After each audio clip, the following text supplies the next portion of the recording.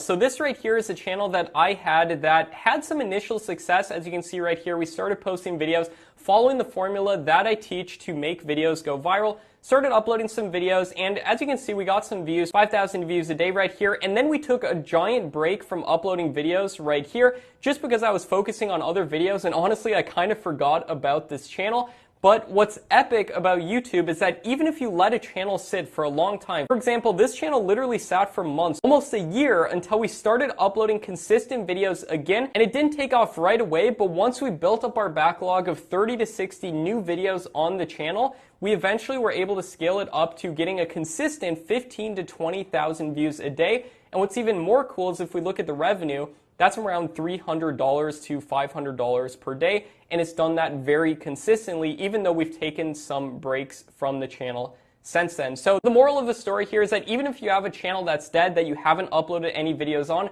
do not worry, because you can revive that channel. You just need to start uploading videos that are equal to the quality of videos that are already performing well in your niche. And then you just want to apply the best growth strategies you possibly can that we teach how to do in Tube Mastery Monetization, give you checklists, templates, and everything else to give you the best chances of success. And my goal is to help you as much as possible with YouTube.